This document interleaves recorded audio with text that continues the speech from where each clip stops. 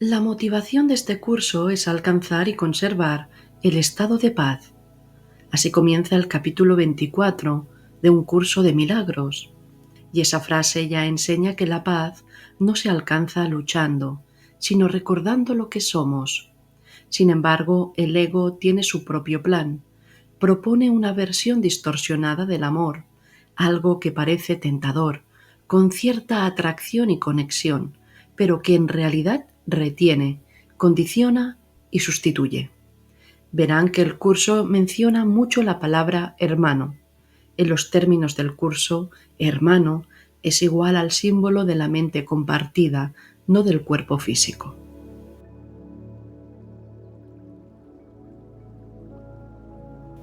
Y dice con precisión en la primera sección llamada el sustituto del amor de Dios.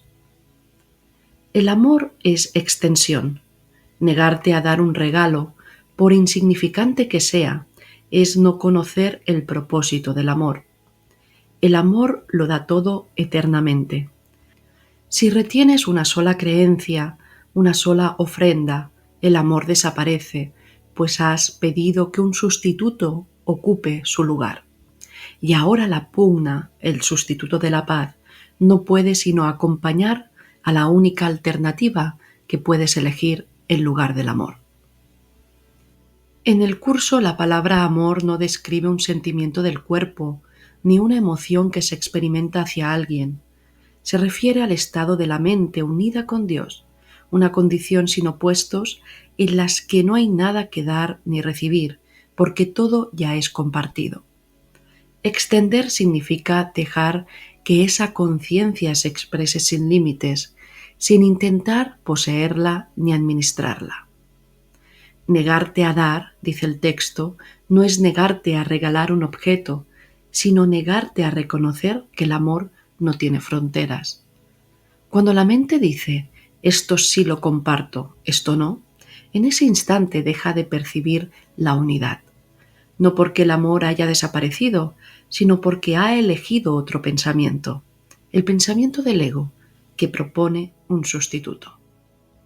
Ese sustituto es la especialidad, el deseo de tener un amor particular, privado, diferente del de los demás. Es el intento de poseer lo ilimitado. Pero lo ilimitado no puede ser poseído, solo puede extenderse. Por eso el texto añade, y ahora la pugna, el sustituto de la paz, no puede sino acompañar a la única alternativa que puedes elegir en lugar del amor. Cuando elige retener, la mente entra en conflicto consigo misma, no porque haya perdido a Dios, sino porque intenta separar lo inseparable. Esa es la pugna, el esfuerzo de la mente dividida por mantener la ilusión de autonomía frente al todo. Así que leído desde la mente y no desde el cuerpo, este pasaje dice, el amor en su verdadera naturaleza no tiene límites.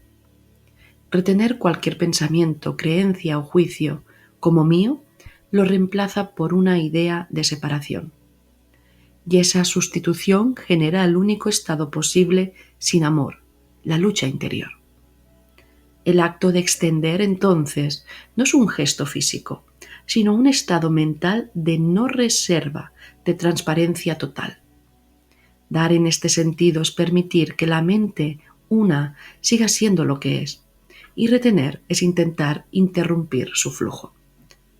Si continuamos leyendo el texto, el curso está describiendo cómo se estructura el autoengaño. La mente fabrica creencias que sustituyen al amor, pero después olvida que las eligió. Y esa es la raíz del conflicto. Veamos paso a paso. Las creencias nunca se atacarán unas a otras abiertamente, ya que es imposible que se puedan producir desenlaces conflictivos. Mas una creencia que no se haya reconocido es una decisión de batallar en secreto. Aquí el curso dice que las ideas de la mente no se pelean entre sí en la superficie, porque la mente mantiene una coherencia interna ilusoria. Cuando dos ideas se contradicen, por ejemplo, amo pero quiero tener razón, Una de ellas esconde. La mente elige no mirar la contradicción para mantener una paz falsa. A eso llama batallar en secreto. La guerra no ocurre fuera, sino dentro, en el pensamiento que niega su propia elección. Y continúa diciendo, y son muchos los resultados insensatos que se han obtenido, y muchas las decisiones absurdas que se han tomado que ahora se han convertido en creencias a las que se les ha otorgado el poder de determinar las decisiones subsiguientes.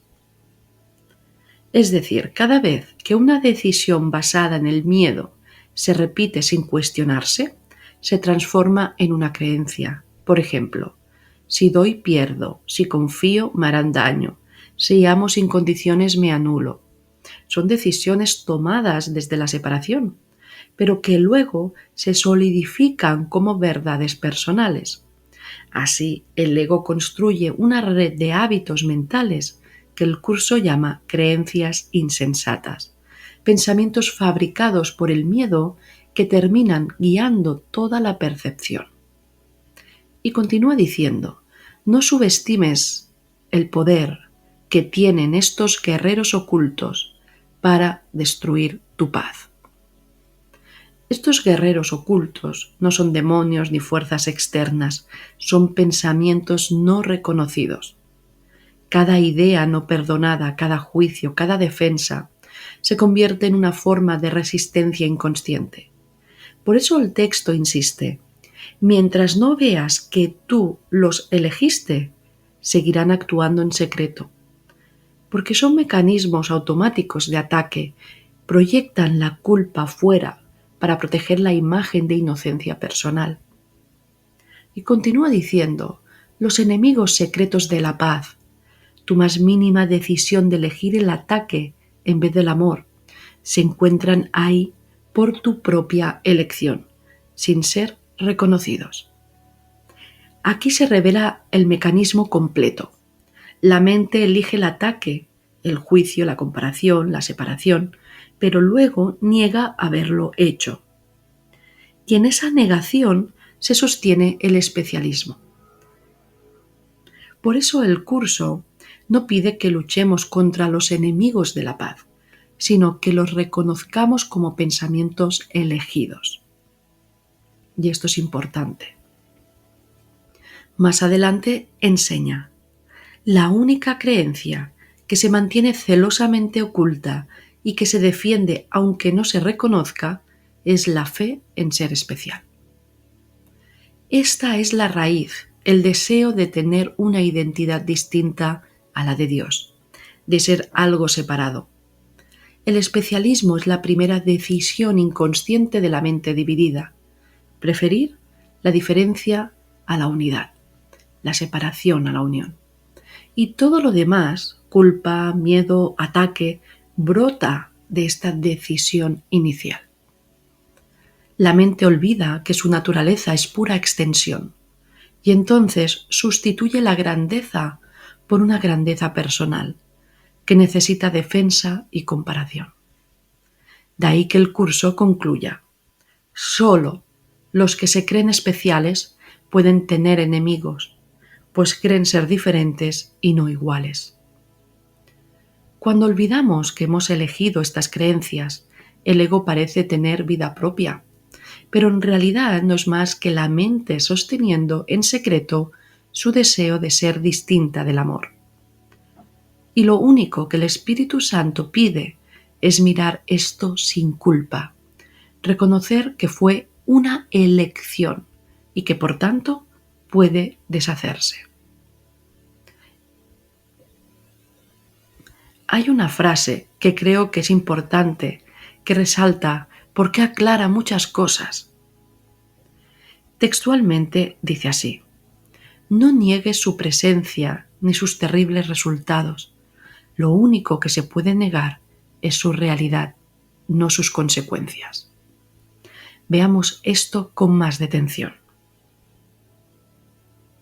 Lo primero que dice es que lo único que se puede negar es su realidad.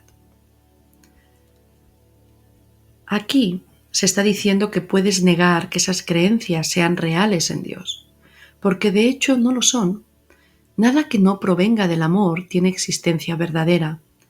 Puedes reconocer, por tanto, que el especialismo, el ataque o la culpa no son reales en el sentido literal, pues no pertenecen al reino, no tienen sustancia ni poder en la mente de Dios. Negar su realidad es un acto de discernimiento espiritual. Significa recordar que aunque parezcan existir, no tienen causa verdadera. En el lenguaje del curso, no tienen efectos reales porque su causa no es real. Segunda parte de la frase, pero no sus consecuencias. Negar su realidad no es lo mismo que negar que producen sufrimiento mientras crees en ellas. Mientras la mente sostenga una ilusión, vivirá sus efectos como si fueran reales. Así que Jesús, en el curso, nos está advirtiendo: no trates de negar que sufres, no digas esto no me afecta porque nada es real. Esa es una negación espiritual que no cura, solo disocia. Las creencias falsas tienen consecuencias en la experiencia perceptiva. Proyectan miedo, generan conflicto, hacen sentir carencia, culpa o ataque. Eso no significa que sean verdad. Significa que tienen efectos dentro del sueño. En otras palabras, debes negar que esas ideas tengan realidad en Dios, pero no puedes negar que mientras las mantengas en la mente, experimentarás sus frutos: ansiedad, pérdida de paz, comparación, lucha. Por eso Jesús dice antes: no niegues su presencia ni sus terribles resultados.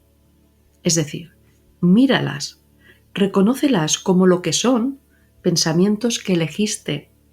Solo al mirarlos sin miedo pueden deshacerse. El Espíritu Santo necesita que reconozcas que lo has elegido. Así que negar su realidad es reconocer su falsedad, pero negar sus consecuencias es seguir negando tu elección. Así que esto es importante. Y vuelvo a repetir la frase entera que estamos analizando. No niegues su presencia ni sus terribles resultados. Lo único que se puede negar es su realidad, no sus consecuencias. En otro párrafo de esta primera sección del capítulo se enseña que ser especial es el gran dictador de las decisiones erróneas. Se señala que la raíz de toda confusión en la mente es una sola: el deseo de ser distinto, de tener una identidad propia fuera de la creación. Ese deseo dicta todas las decisiones, porque al afirmar yo soy diferente, la mente debe decidir en contra de algo o de alguien. El curso llama a eso decisiones erróneas, porque están tomadas desde la premisa de separación. Dice textualmente: ser especial jamás se puede compartir, pues depende de metas que solo tú puedes alcanzar. Así que el especialismo convierte la relación en competencia. Si el otro gana, tú pierdes. Si el otro te iguala, sientes que desapareces. Y esa lógica sostiene toda la percepción del mundo: comparación, defensa y juicio. También dice: ¿podrías odiar a tu hermano si fueses igual que él? ¿Podrías atacarlo si te dieras cuenta de que caminas con él hacia una misma meta? Aquí el texto corrige la base de esa ilusión. No odias al hermano por lo que él es, sino porque crees que es diferente de ti. Si vieras su inocencia como tuya, no habría posibilidad de ataque. El ataque solo existe cuando la mente está dividida y necesita proyectar su culpa para conservar la imagen del yo separado. El ego necesita un enemigo para sostener su existencia. Por eso el deseo de ser especial convierte inevitablemente al hermano en rival. El curso lo dice tal cual. Tu deseo de ser especial te convierte en su enemigo, pero en un propósito compartido eres su amigo. El hermano no cambia. Lo que cambia es la interpretación de su propósito. Al final, si lo ves como cuerpo, compites, y si lo ves como espíritu, reafirmas la verdad. Dice así: tu hermano es tu amigo porque su padre lo creó semejante a ti. Esta frase es el giro total de la percepción. Jesús deshace la raíz del especialismo. No hay diferencia alguna entre tú y tu hermano, porque ambos proceden de la misma fuente. Y enseña lo siguiente: Dios se dio a sí mismo a vosotros dos, y recordar esto es el único propósito que compartís ahora. El amor no puede dividirse en mi parte y la tuya. Cuando lo haces, conviertes la relación en un contrato, no en una extensión del ser. Por eso dice: lo que no das, lo pierdes. El hermano, es decir, el otro, es el lugar donde la mente puede ver reflejada su unidad o su conflicto. Si lo percibes con juicio, estás proyectando tu deseo de ser especial. Si lo percibes con inocencia, estás reconociendo tu verdadera naturaleza. ¿Y qué es esta inocencia? Primero, ver la inocencia no es negar los efectos del ego. Cuando el curso dice ver con inocencia, no se refiere a cerrar los ojos ante los errores de la forma. Ver con inocencia es reconocer que detrás del error no hay pecado, sino una mente confundida. Por tanto, no niegas que el error se haya manifestado. Eso sería negación psicológica, pero tampoco lo haces real. El curso enseña que los efectos del ego son ilusiones con consecuencias. No son verdaderos en Dios, pero mientras creas en ellos, los sufrirás. Así que el equilibrio es este: niega la realidad de la ilusión, porque no tiene poder en Dios, pero no niegues que mientras creas en ella, sentirás su efecto en ti. Segundo, ver inocencia significa ver causa y no efecto. Cuando ves al hermano con juicio, te estás fijando en los efectos, sus gestos, sus errores, su pasado. Cuando lo ves con inocencia, miras más allá del efecto hacia la causa, una mente que ha olvidado quién es, igual que tú. Esa mirada es devolver al hermano su verdadera causa, la ilusión, y el amor del que nunca se separó realmente. Entonces la pregunta clave es: ¿cuál es el equilibrio aquí entre discernir y perdonar? El equilibrio está en ver ambos niveles simultáneamente. En el nivel de la forma, reconocer que el ego fabrica consecuencias dolorosas. En el nivel de la mente, saber que su causa es falsa.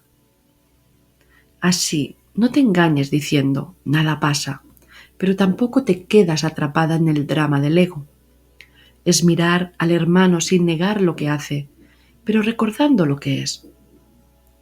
Ver sus errores sin condenarlos, porque sabes que también son los tuyos. Y ver su inocencia no es negar las consecuencias del ego, sino reconocer que solo el amor tiene causa real.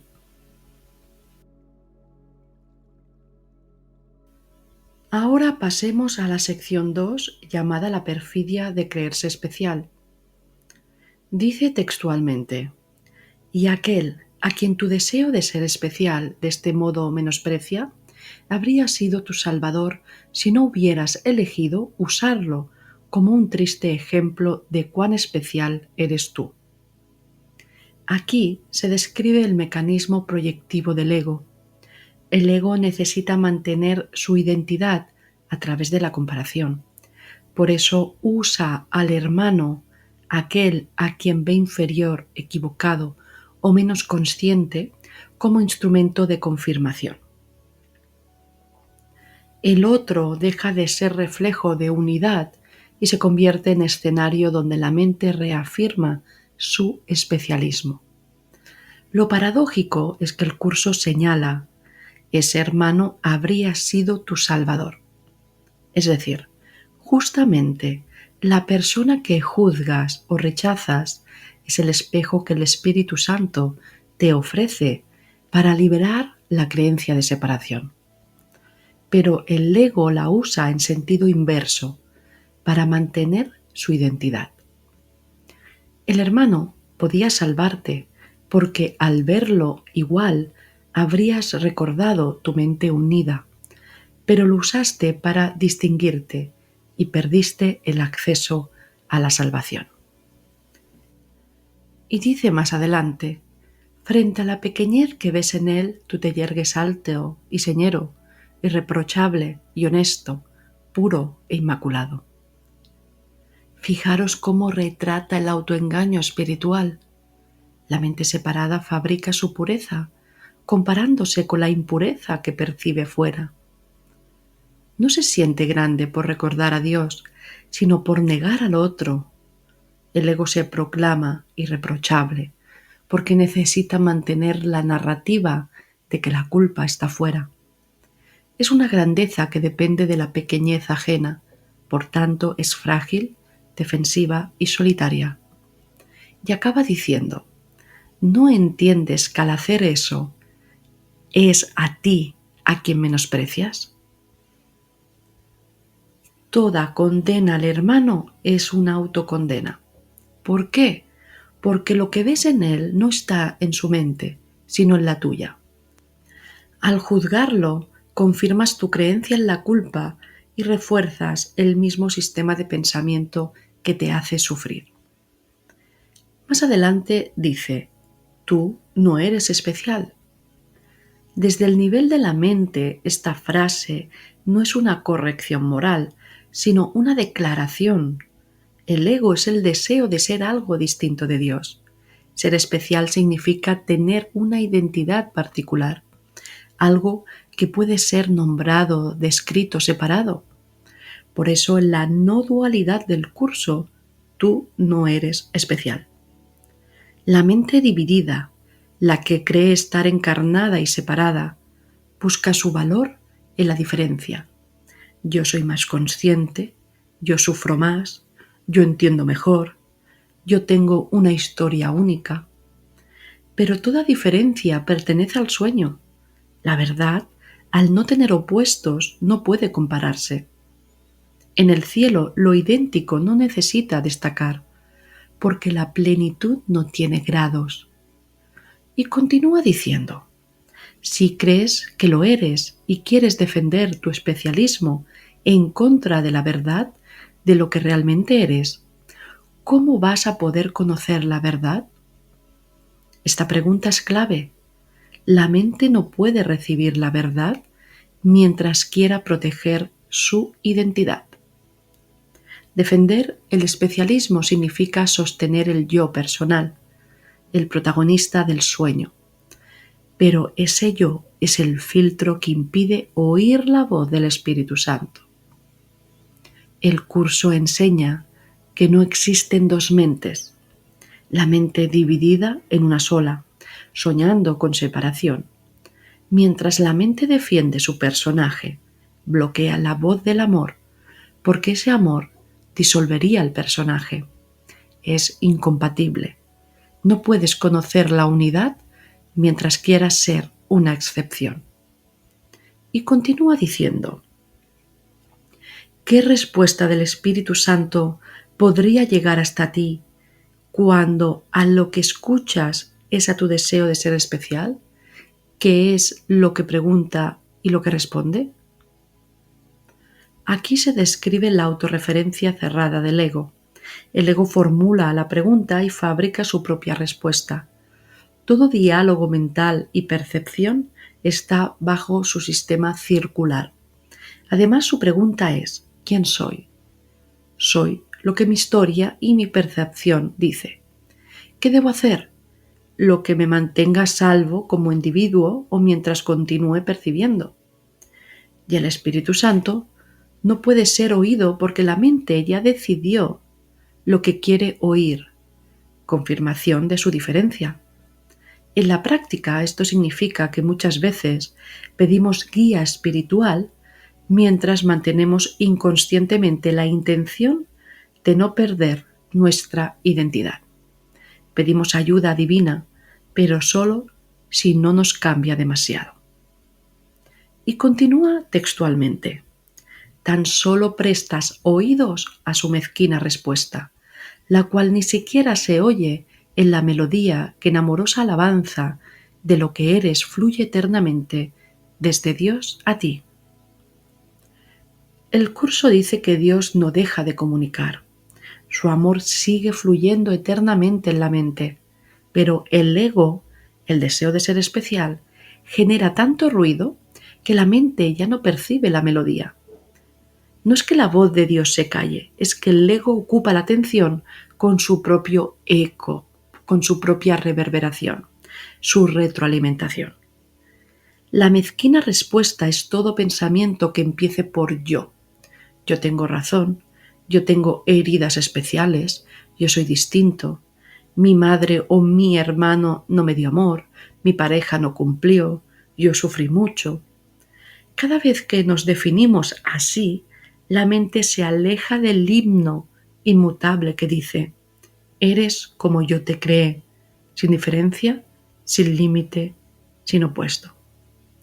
Y luego reafirma, diciendo, puedes defender tu especialismo, pero nunca oirás la voz que habla en favor de Dios a su lado, pues hablan diferentes idiomas y llegan a oídos diferentes. Esta es una ley mental, no puedes oír dos sistemas a la vez. El especialismo y la voz de Dios son mutuamente excluyentes, no porque estén enemistados, sino porque son niveles distintos. Uno pertenece al tiempo y al sueño, la ilusión, lo separado, el otro a la eternidad, a la verdad. Y el ego traduce todo a su lenguaje de separación. Si el espíritu dice somos uno, el ego oye, voy a desaparecer, no comprende. Pero el curso no pide que destruyas al ego, sino que dejes de traducir con él. Escuchar al espíritu no requiere esfuerzo, sino abandono de interpretación. El ego cree que va a desaparecer y tiene miedo, y el espíritu enseña que no luches con esta percepción de miedo a desaparecer, porque directamente es un sueño que no es, y la mente está confusa. Y ahora más adelante dice, y el mundo que construyó, así como su deseo de ser especial y todos los pecados que en defensa de ese deseo albergó contra sí mismo, desaparecerían conforme su mente aceptase la verdad acerca de lo que él es y retornase para ocupar el lugar que aquellos ocupaban. Esta frase encierra una secuencia clara. ¿Qué es el deseo de ser especial y todos los pecados en defensa de ese deseo que albergó contra sí mismo? En el lenguaje no dual del curso, el deseo no es algo emocional o humano, es un acto mental creador, el uso del poder de la mente para imaginar algo fuera de la unidad.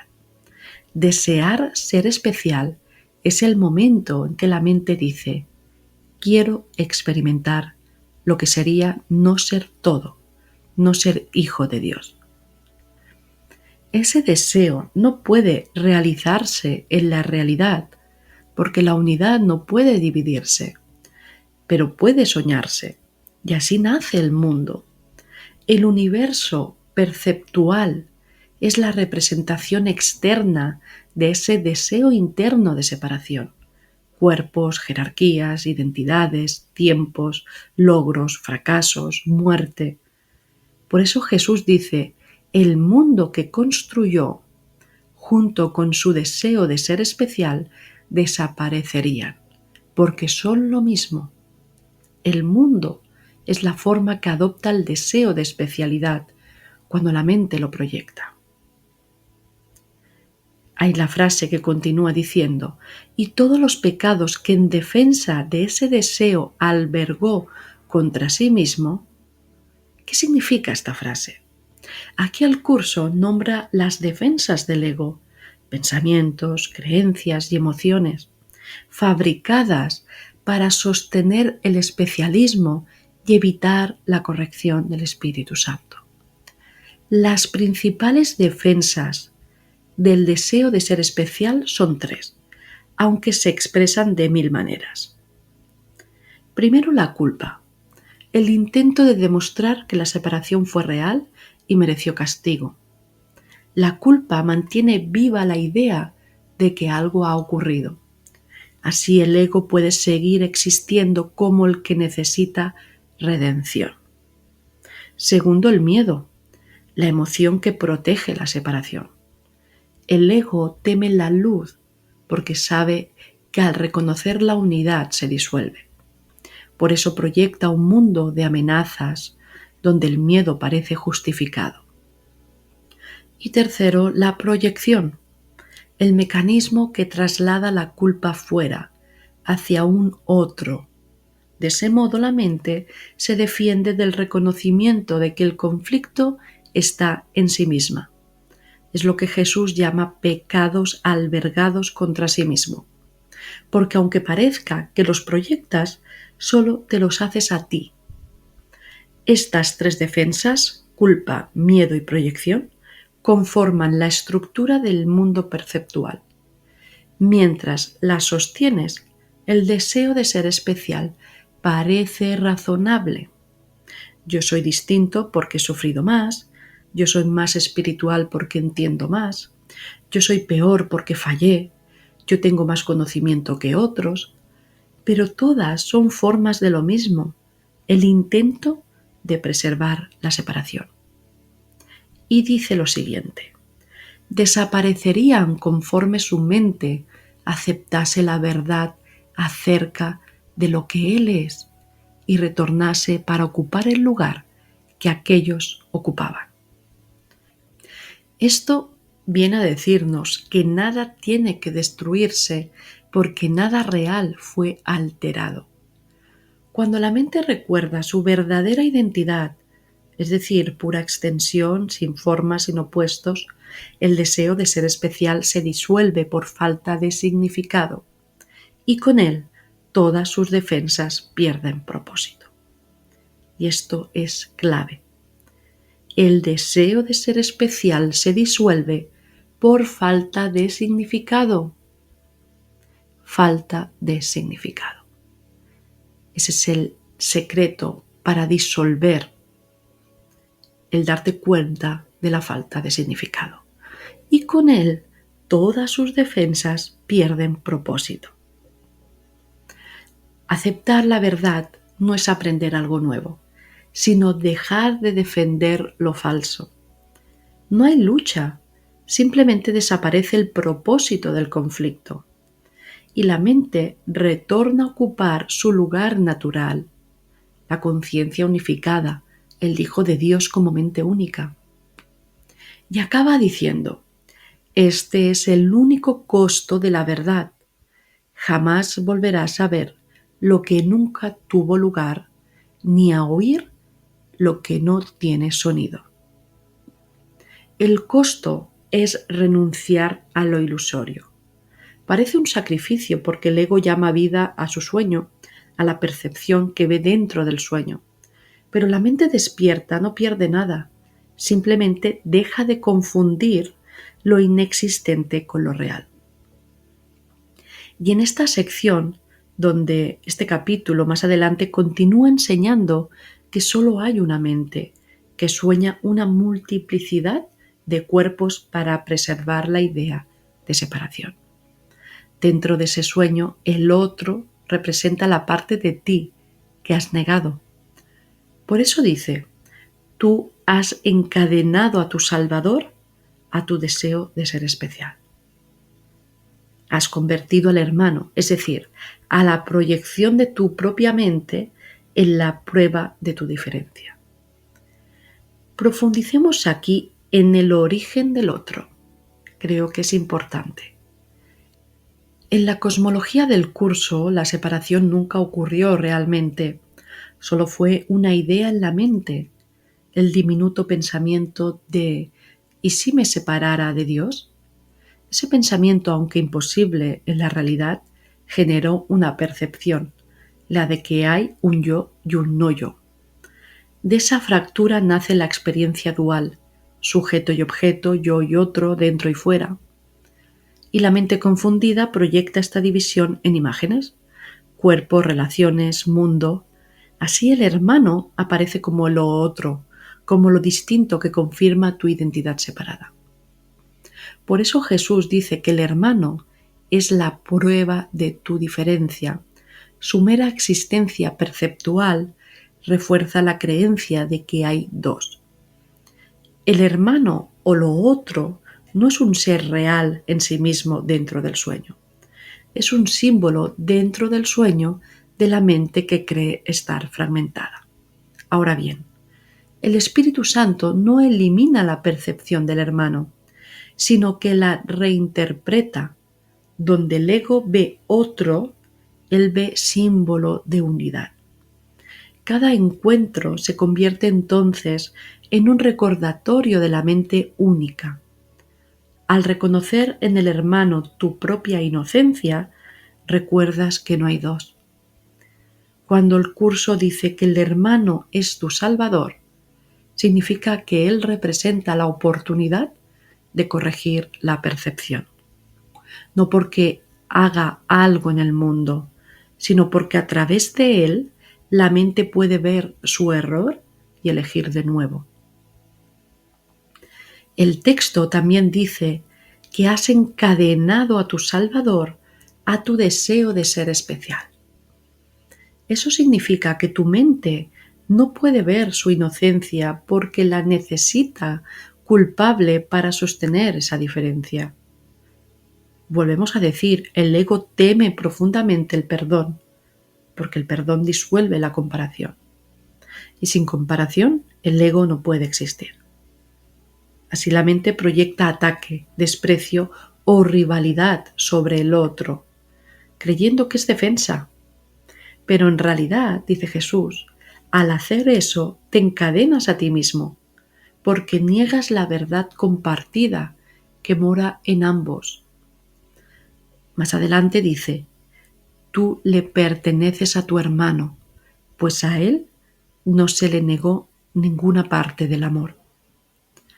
El verbo pertenecer no alude a posesión, sino a inclusión. El curso lo usa para deshacer la ilusión de que la identidad está fragmentada.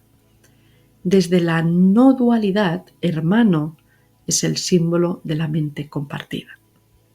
Cuando el curso dice le perteneces, afirma que no hay fronteras entre las mentes. No existen mentes privadas, solo la ilusión de una percepción separada. Por eso continúa, lo que es igual a Dios es uno con Él. Esa es la clave. Lo que ambos compartís, la misma conciencia divina, no puede dividirse. Fijaros que aquí el significado de la pertenencia no es dependencia, es unidad de destino, de origen. La mente que cree en la separación teme perder algo si reconoce la igualdad. Cree que amar sin condiciones significa desaparecer o ceder, o dar la razón al otro. Pero aquí Jesús invierte esa lógica. Al unirte a tu hermano no pierdes nada, sino que recuperas tu integridad. Y justo después el texto dice, la esperanza de ser especial hace que parezca posible que Dios hiciera el cuerpo para que fuese la prisión que mantiene a su Hijo separado de él. Aquí se muestra la raíz del malentendido. El cuerpo es la forma en que la mente proyecta su deseo de especialidad. Es el símbolo visible de la idea de separación. El ego adora al cuerpo porque lo usa como una barrera metafísica. Mientras te identificas con él, crees que tu hermano está fuera de ti y entonces el especialismo puede seguir existiendo. Y crees que debes unirte a tu hermano en la forma, desde el cuerpo, ceder a él por amor, acercarte a él porque sois uno. Pero el curso no habla en ningún momento de ese movimiento que sea a través del cuerpo, sino a través de la mente y la percepción correcta. Lo que el curso dice del cuerpo no es que sea malo ni real, simplemente es la defensa del deseo de ser especial, la proyección del ego. Pero el Espíritu Santo no destruye el cuerpo, sino que lo reinterpreta.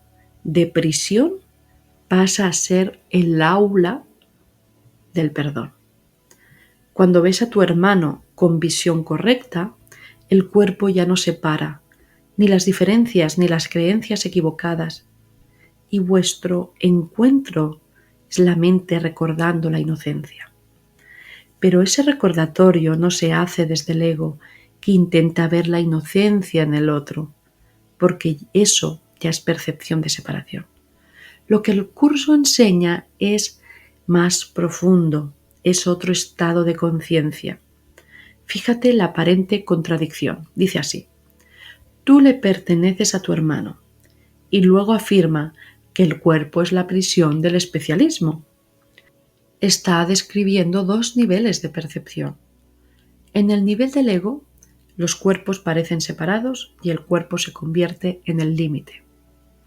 Y en el nivel de la mente corregida, la mente es una sola y pertenece a sí misma.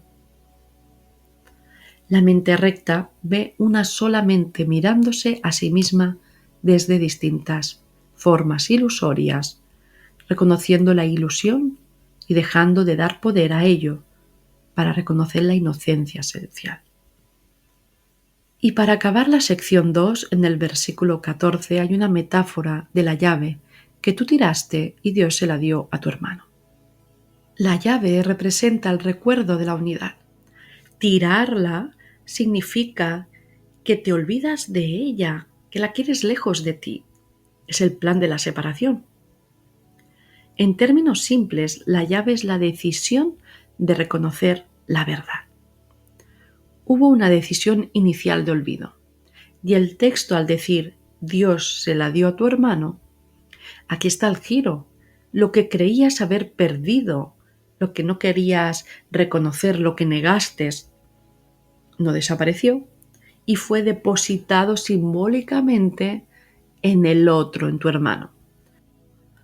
Esto no significa que tu hermano como cuerpo o persona tenga tu salvación, sino que la mente compartida, el aspecto de ti que ves fuera, el reflejo de tu mente, guarda la llave del retorno. Porque solo a través de la relación del otro puedes ver proyectado tu error y decidir de nuevo. El hermano te muestra lo que negaste en ti. Pero en verdad, no es que haya el hermano, no existe el otro. Solo hay uno. Y si lo juzgas, te muestra tu propia culpa. Si lo perdonas, te muestra tu inocencia.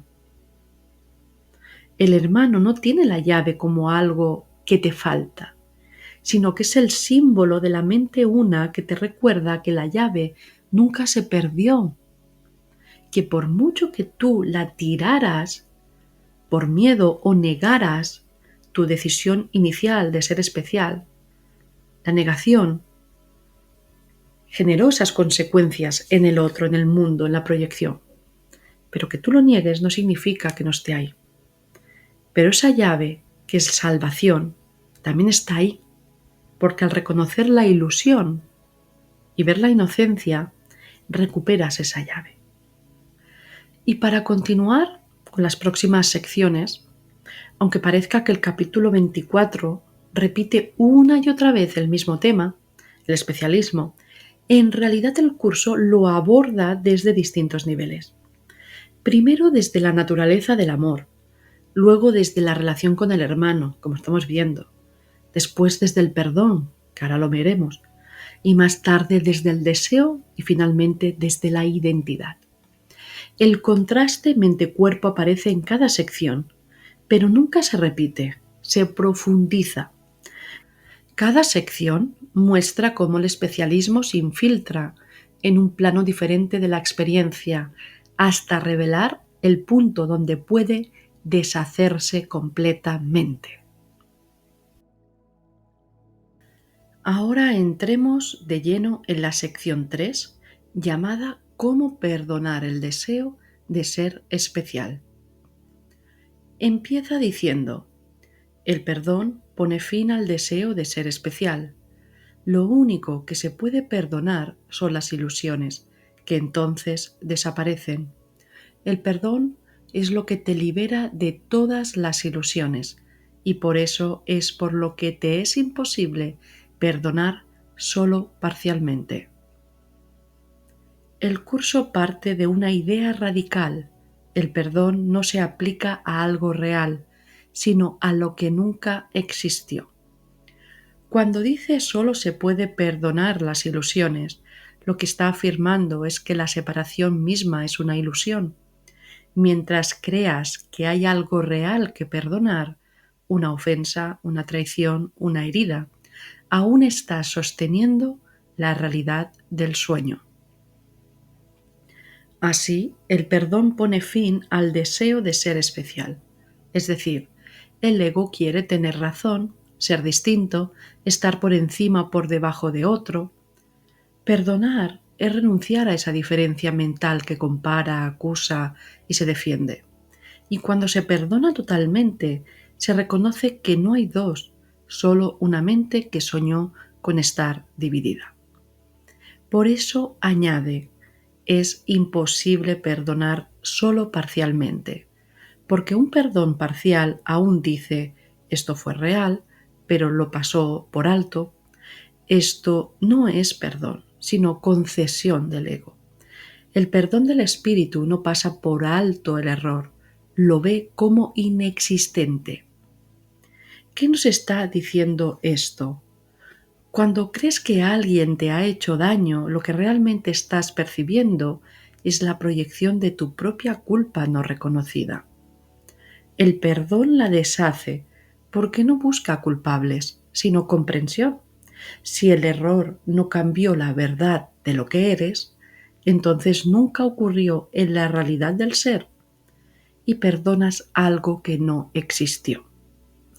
Ahora bien, cuando te asalta una emoción como la ira, la decepción o el resentimiento, no se te pide que niegues el dolor del cuerpo o la tristeza humana, sino que mires con el espíritu y reconozcas: esto no viene de lo que el otro hizo, sino de mi deseo de ser especial, de tener razón, de sostener mi historia separada.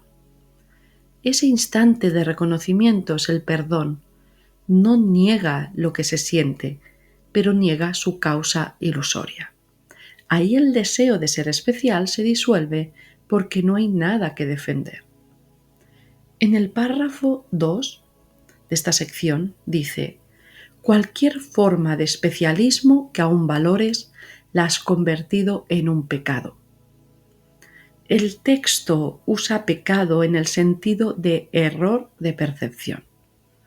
Valorar una forma de especialismo, ya sea sentirte superior, más despierta, más herida o más digna o digno, es seguir afirmando que la separación es real.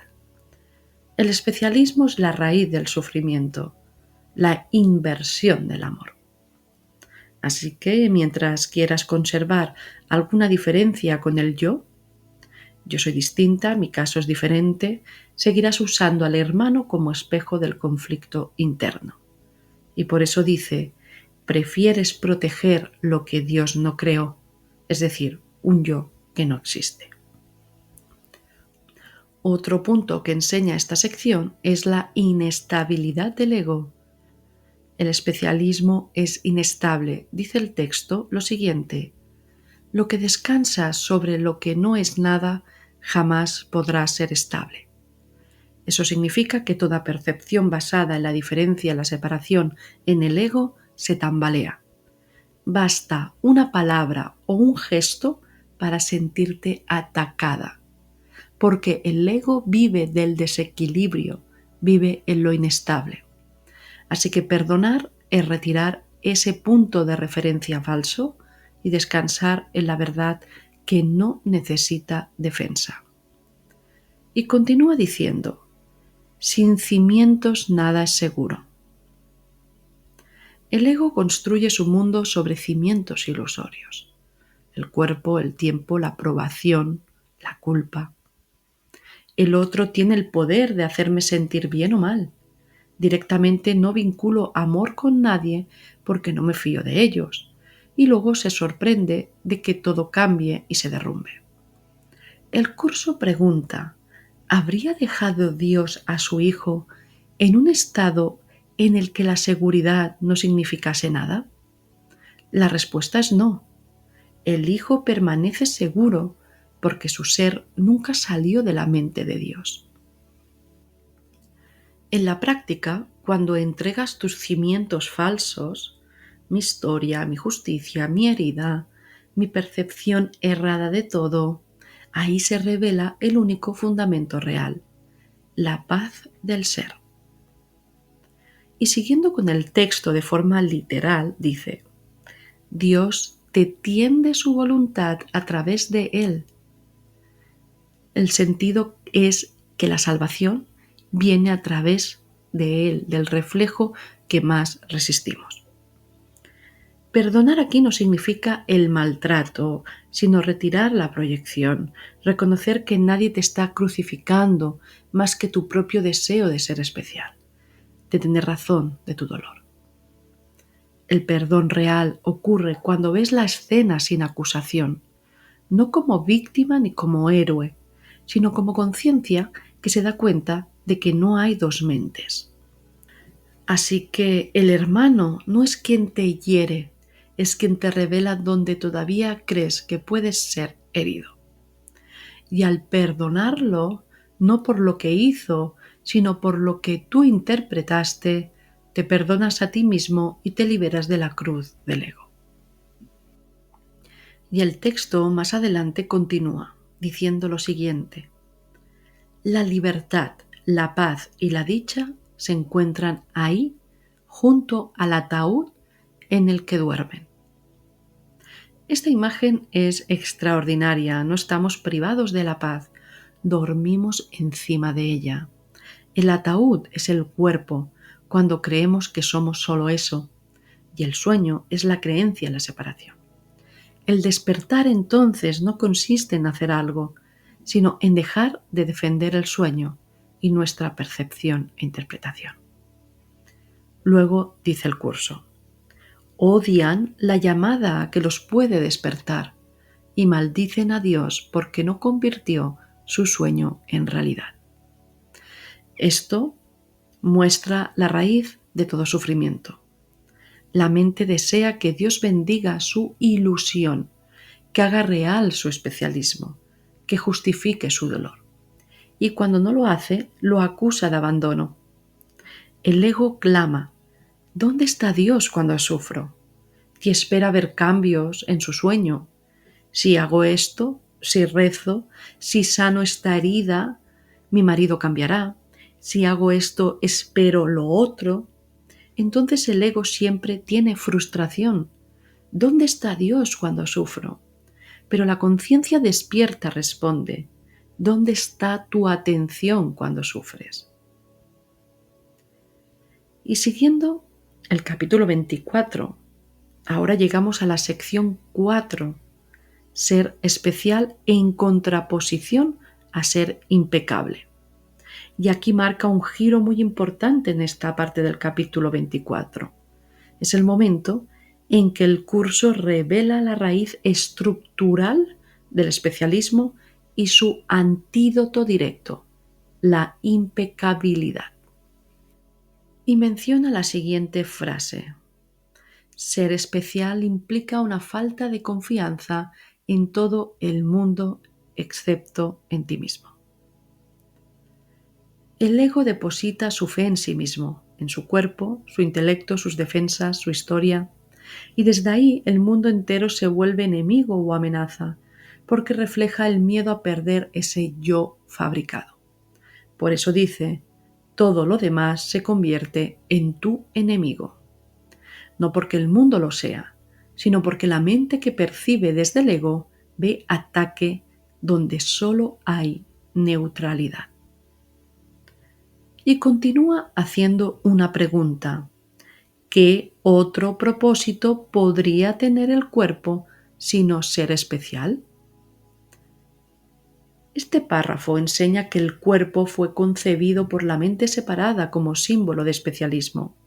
Su función en el sistema del ego es demostrar la diferencia. Yo soy yo y tú eres tú. El cuerpo es el campo de batalla, donde el ego intenta probar que puede protegerse, curarse o destruirse. Pero el curso recuerda que el cuerpo no tiene propósitos propios, solo cumple el propósito que la mente le da. Si el cuerpo se usa para el miedo, se enferma. Si se usa para extender amor, se convierte en medio de sanación. Así considera el cuerpo un medio para sanar y sanará. Más adelante dice textualmente: nada podría tener mayor sentido para los milagros, pues los milagros no son sino el resultado de cambiar del propósito de herir al de sanar. Este cambio de propósito pone en peligro el especialismo, pero solo en el sentido de que la verdad supone una amenaza para las ilusiones. Es decir, el milagro no es algo que ocurra fuera, ni un suceso sobrenatural, sino un cambio interno de propósito. Todo milagro consiste en dejar de ver ataque y elegir ver inocencia. Eso, nada más y nada menos, es el cambio de percepción del ego al Espíritu Santo. Y continúa diciendo: ante la verdad no pueden quedar en pie. No obstante, ¿qué consuelo encontraste alguna vez en ellas para que le niegues a tu Padre el regalo que te pide y para que en lugar de dárselo a Él, se lo des a las ilusiones? Si se lo das a Él, el universo es tuyo. Si se lo das a ellas, no recibes ningún regalo a cambio. Lo que le has dado a tu especialismo te ha llevado a la bancarrota, dejando tus arcas yermas y vacías, con la tapa abierta invitando a todo lo que quiera perturbar tu paz a entrar y destruir. El regalo que nos pide esta parte es sanar la mente en vez de continuar creyendo en el sueño que hemos fabricado. Cada vez que nos identificamos y creemos que el sueño tiene poder sobre nosotros, que los acontecimientos y otros yo tienen poder sobre nosotros, incluso que nuestro ego tiene poder sobre nosotros, incluso que nuestra razón decide por nosotros, solo estamos eligiendo las ilusiones en vez de la verdad que nos pertenece. La frase es que lo que le has dado a tu especialismo te ha llevado a la bancarrota es una gran metáfora.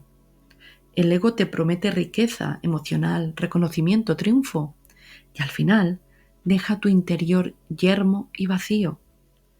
Cuando depositas tu fe en el especialismo, el resultado es escasez, no solo de dinero o amor, sino de paz. Y el miedo es quien rige. Y la metáfora final dice que la tapa abierta invita a todo lo que quiera perturbar tu paz. En otras palabras, el ego deja tu mente desprotegida, expuesta a todo pensamiento de ataque o carencia, porque tú le otorgaste ese poder. Y como percibes el ataque, te tienes que defender, y no sales del bucle del ego y del especialismo. Y para acabar esta cuarta sección, antes de pasar a la quinta, dice: lo único que es seguro en este mundo cambiante, que no tiene sentido en la realidad, es esto. Cuando no estás completamente en paz o cuando experimentas cualquier clase de dolor, es que has percibido un pecado en tu hermano y te has regocijado por lo que creíste ver en él. Tu sensación de ser especial pareció estar a salvo a causa de ello. En la siguiente sección, la 5, dice en el primer párrafo que lo que deseas es verdad para ti, pues es imposible desear algo y no tener fe en que es real. Desear otorga realidad tan irremediablemente como ejercer la voluntad crea. El poder de un deseo apoya a las ilusiones tan fuertemente como el amor se extiende a sí mismo, excepto que uno de ellos engaña y el otro sana. Fíjate que aquí el curso enseña que deseo y voluntad no son lo mismo, aunque ambos crean. El deseo pertenece al sueño, da poder a la ilusión, refuerza la percepción del yo y de sus necesidades. La voluntad, en cambio, no tiene opuesto, es el movimiento natural del amor que se extiende sin esfuerzo. El curso no dice que tengas que negar los deseos de tu personaje, porque el personaje en sí ya es un deseo, el deseo de la mente de experimentar la separación. Lo que llamas yo, con su cuerpo, su historia, sus necesidades, no es el origen del deseo, sino su consecuencia. Por eso no tiene sentido luchar contra los impulsos del personaje o tratar de purificarlos a la fuerza. Eso sería seguir en el mismo nivel ilusorio, la mente que sueña intentando corregir su propio sueño. El curso no habla al cuerpo que desea, sino a la mente que eligió soñar este cuerpo. Esa mente eligió antes de tiempo, es decir, fuera del tiempo, creer que podía vivir separada de Dios. Cada vez que ves el mundo estás viendo la proyección de esa elección. Y sin embargo, esa elección no está fija. El curso lo llama elegir de nuevo. En cada instante puedes recordar que no eres el deseo que sueña, sino la voluntad que observa. Cuando eliges de nuevo no cambias el guión del mundo, sino tu mente respecto a él. Y ese instante de lucidez es el milagro, la decisión de no dar poder a la ilusión. Y llegando a la sección 6, encontramos el título como Escapar del miedo. Esta sección empieza diciendo que el mundo se aquieta ante la santidad de tu hermano. El curso vuelve al mismo núcleo, no escapas del miedo directamente, sino a través de la percepción correcta. Continúa diciendo, Él es quien te salva de tus sueños de terror. Esto no significa que el otro cuerpo te vaya a salvar, sino que la visión que tengas de Él revela la decisión de la mente. Si lo ves desde el ego, miedo. Si lo ves desde Cristo, paz. El hermano es el indicador interno de tu propio estado mental. No es Él quien te salva, es la visión que tienes de Él la que te devuelve a la verdad. Además, dice el texto, mientras Él sea lo que es, puedes estar seguro de que es posible conocer a Dios. Así que constantemente nos enseña que no veamos a los demás por lo que aparentan ser en el sueño, sino por lo que Dios creó en ellos. Y cuando tu mente vea esa inocencia, recuperas tu salvación. Más adelante dice el texto, sin ti, a Dios le faltaría algo. El cielo estaría incompleto y habría un hijo sin padre. No habría universo ni realidad, pues lo que Dios dispone es íntegro y forma parte de Él porque su voluntad es una. No hay ningún ser vivo que no forme parte de Él, ni nada que no viva en Él. Y más adelante dice, no hay nada en todo el universo que no te pertenezca. No hay nada que Dios haya creado que no haya puesto amorosamente ante ti para que sea tuyo para siempre. Y ningún pensamiento que se encuentre en su mente puede estar ausente de la tuya. Su voluntad es que compartas con Él su amor por ti y que te contemples a ti mismo tan amorosamente como Él te concibió, antes de que este mundo diera comienzo y como todavía te conoce. Dios no cambia de parecer con respecto a su Hijo por razón de circunstancias pasajeras que no tienen ningún significado en la eternidad, en la que Él mora y en la que tú moras con Él. Tu hermano es exactamente tal como Él lo creó, y esto es lo que te salva de un mundo que Él no creó. Este mensaje es claro. Si tú estuvieras separado, Dios estaría incompleto. Y si Dios estuviera incompleto, dejaría de ser Dios. Por tanto, tu separación es imposible. Lo uno no puede perder una parte. Por tanto, tu identidad no puede haber cambiado. No falta nada. Nada se ha perdido. Nada real puede estar fuera de tu alcance. Es decir, el cielo, que es real, está a tu alcance. Estás en él. Lo demás es el sueño. Tu hermano es exactamente tal como él lo creó. Y esto es lo que te salva de un mundo que él no creó. Esto último significa que lo que ves o temes de tu hermano y de ti te salva el hecho de que no exista eso que ves en él, porque Dios no lo creó y no puede existir nada que él no haya creado.